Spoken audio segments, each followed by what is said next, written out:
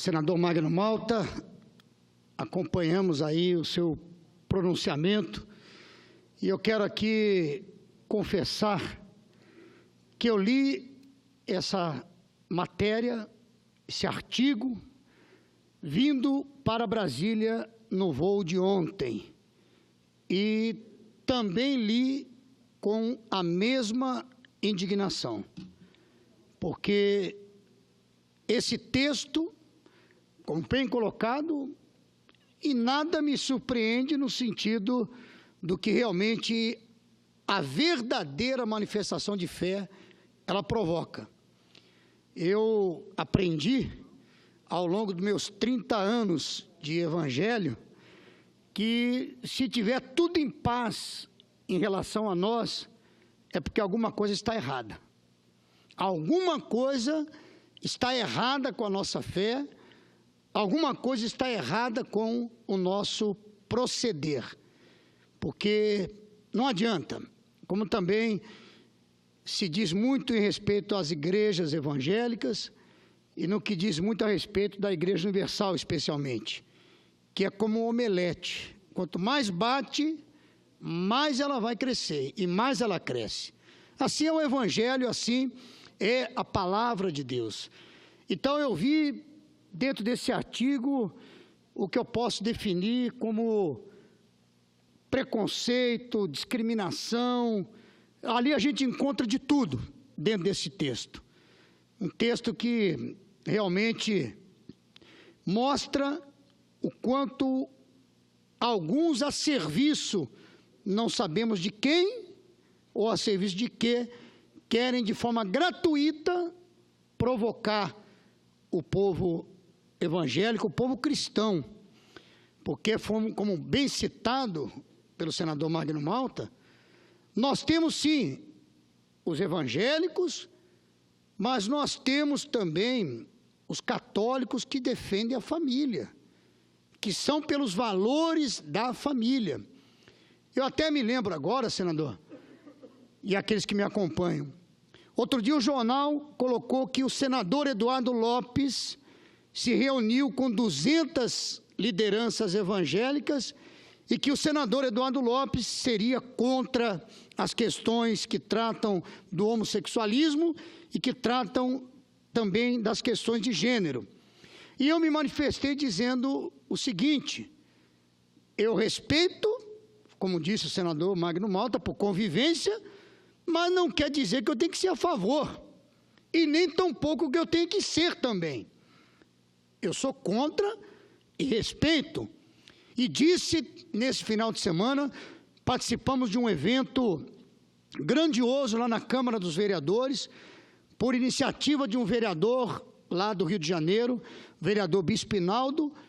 Ali foi sancionado pelo prefeito o dia do encontro interdenominacional. E nós tivemos ali no plenário da Câmara uma grande quantidade de pastores, bispos, de várias denominações, porque nós temos falado o seguinte: maior é o Cristo que nos une do que a liturgia que nos separa.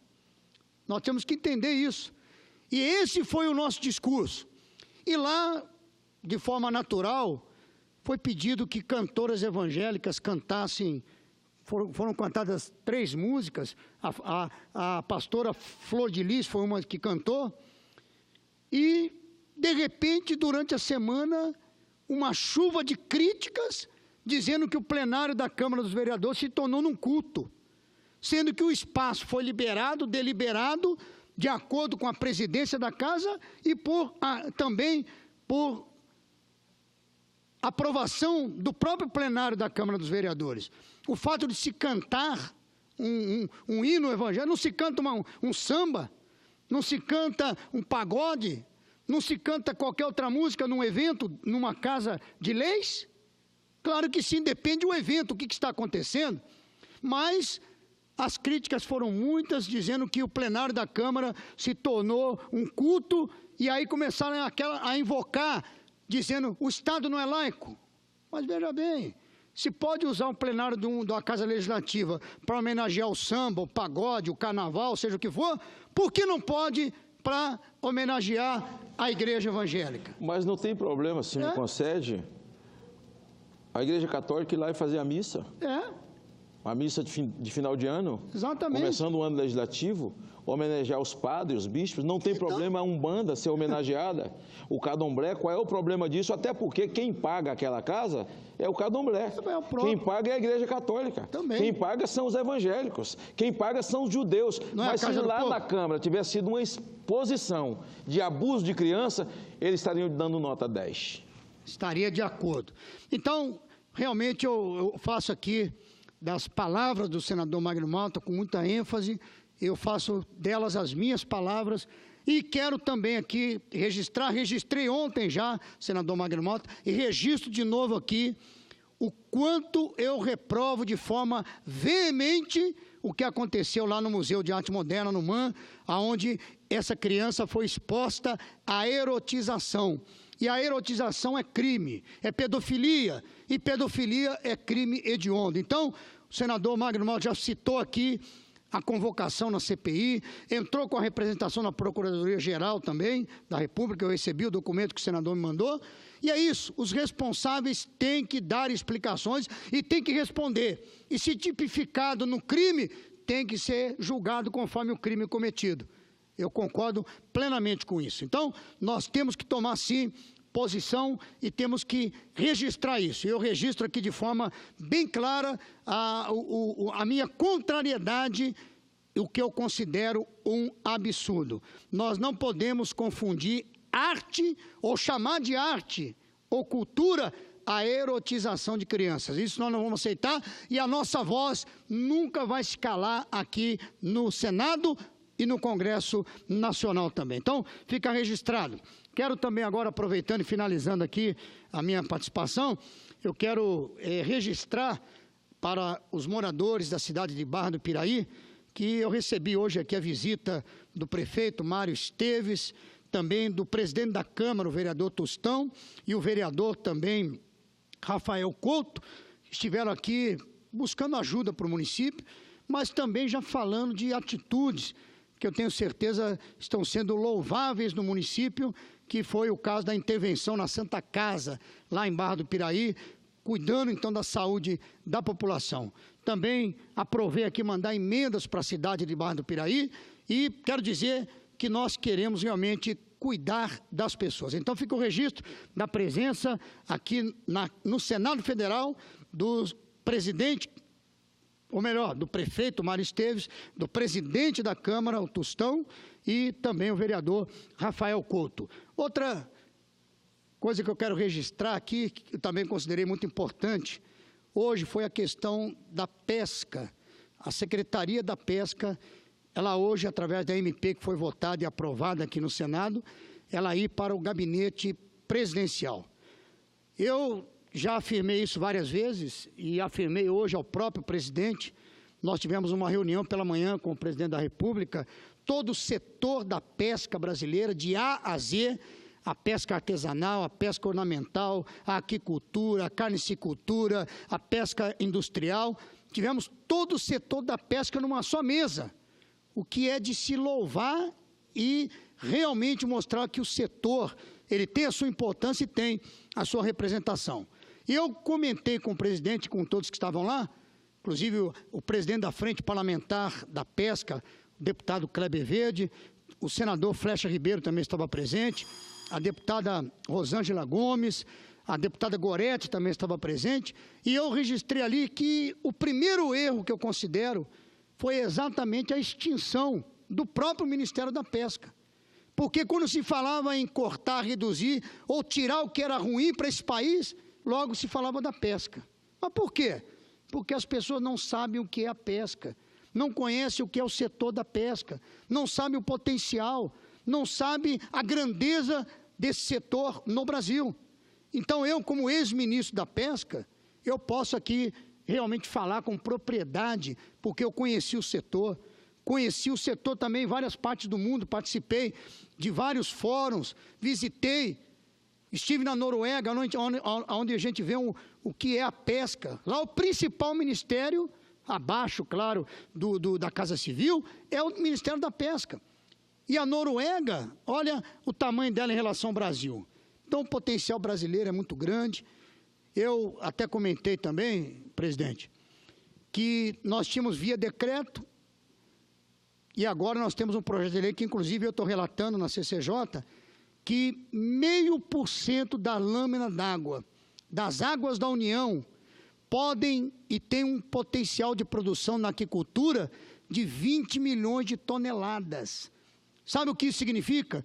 Em 0,5% das águas da União, nós podemos aumentar em 20 vezes a nossa produção e tornar o primeiro, número 1 do mundo, como nós somos na pecuária, como nós somos no frango, e podemos ser no peixe também.